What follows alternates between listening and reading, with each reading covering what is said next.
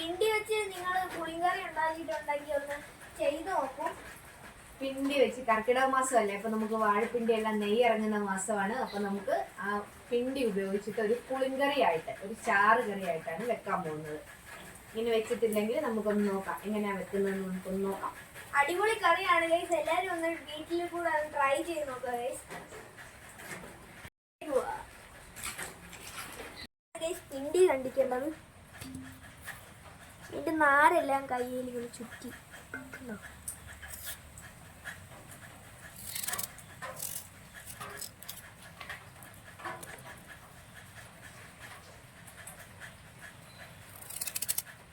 അരിഞ്ഞെടുത്ത പിണ്ടി ഇതുപോലെ എടുത്തിട്ടുണ്ട്, ചെറിയ കഷ്ണമാക്കിയിട്ടുണ്ട്. ഇനി ഇതിലേക്ക് നമ്മൾ കുറച്ച് ഉപ്പിടണം.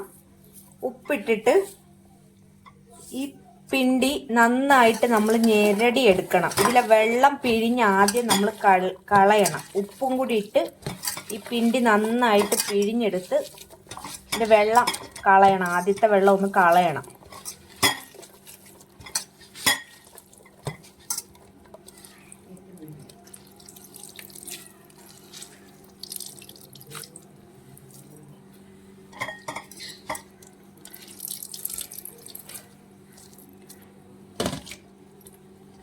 പിഴിയുന്ന എന്തിനാന്ന് വെച്ചാൽ ഇതിന്റെ പിണ്ടിക്ക് ഒരു കറയുണ്ടല്ലോ, ആ കറയൊന്ന് പോകാൻ വേണ്ടിയിട്ടാണ് ഈ ഉപ്പും ചേർത്ത് പിഴിയുന്നത്. നന്നായിട്ട് പിഴിഞ്ഞെടുക്കണം. പിഴിഞ്ഞെടുത്തപ്പോൾ നമുക്കത് ഇത്രയും വെള്ളവും കണ്ടോ, അതിന്റെ കറയൊക്കെ കണ്ടോ, ഇത്രയും വെള്ളം ഇതും എല്ലാം അതിൽ നിന്ന് വന്നു. അത് നമ്മൾക്ക് ആവശ്യമില്ല, നമ്മളത് കളയണം. ഒരു തേങ്ങ അരച്ചെടുത്തിട്ടുണ്ട്. അതുപോലെ തന്നെ കുറച്ച് പച്ചമുളകും ഒരു 2-3 ഉള്ളി, ഒരു ചെറിയ കഷ്ണം ഒരു പിഴിപുളി എടുത്തിട്ടുണ്ട്.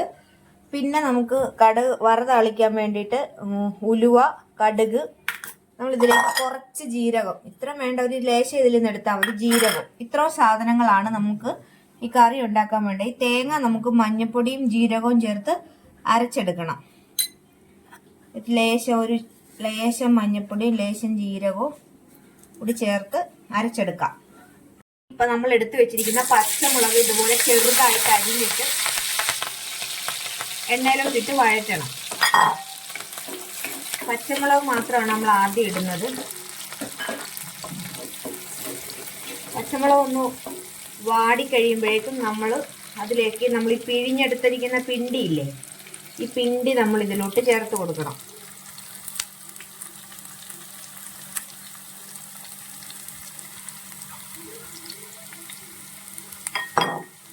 ഇത് രണ്ടും കൂടി നന്നായിട്ട് വഴറ്റിയെടുക്കണം.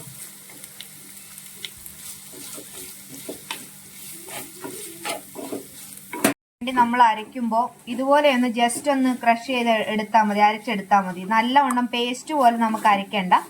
ഇതുപോലെ ഒന്ന് കുറച്ച് ഇങ്ങനെ കിടക്കുന്ന രീതിയിൽ വേണം അരച്ചെടുക്കാനായിട്ട്. മഞ്ഞപ്പൊടി നമ്മൾ തേങ്ങ അരച്ചപ്പോൾ മഞ്ഞപ്പൊടി ചേർത്തിട്ടുണ്ട്, അതുകൊണ്ട് ഒരു അല്പം മഞ്ഞപ്പൊടി ചേർക്കുവാണ്. നന്നായിട്ട് ഇതിനെ ഒന്ന് വഴറ്റിയെടുക്കണം. ചെറുതായിട്ടാണ് പിണ്ടി അരിഞ്ഞേക്കുന്നത്. നന്നായിട്ട് വഴറ്റിയെടുക്കുക.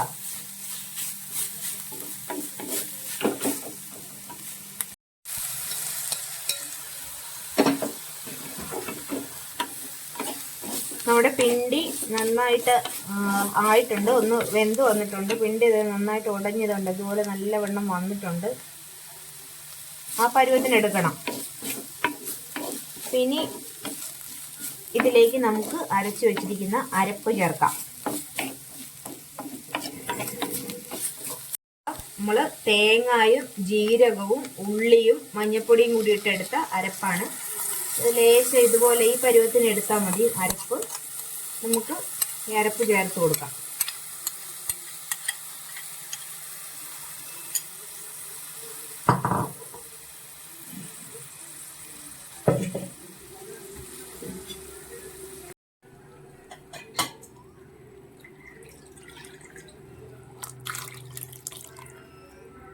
നമ്മൾ ആവശ്യത്തിന് വെള്ളം ചേർത്തിട്ടുണ്ട്.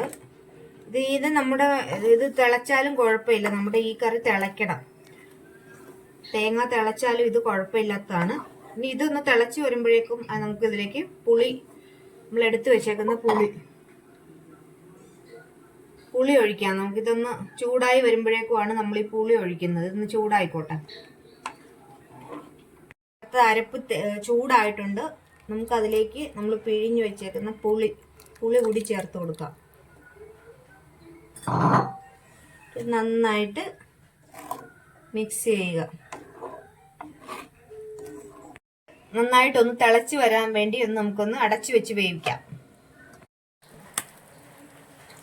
കടുക് താളിക്കാം. നമുക്ക് എണ്ണ ചൂടായിട്ടുണ്ട്. നമുക്ക് കടുക് ഇട്ട് കൊടുക്കാം.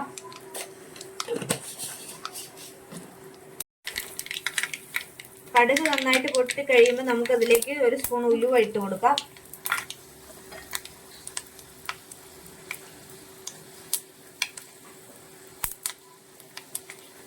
അത് കഴിഞ്ഞ് നമ്മൾ ചെറുള്ളി ഇടുകയാണ്. അതുപോലെ തന്നെ അതിലേക്ക് ഉണക്കമുളക്, കറിവേപ്പില,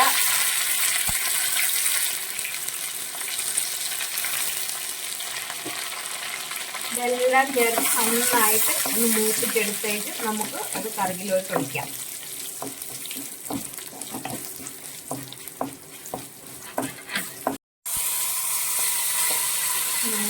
നല്ലവണ്ണം വറ താളിച്ചത് നമുക്ക് നമ്മുടെ കറിയിലോട്ട് ഇട്ട് കൊടുക്കാം.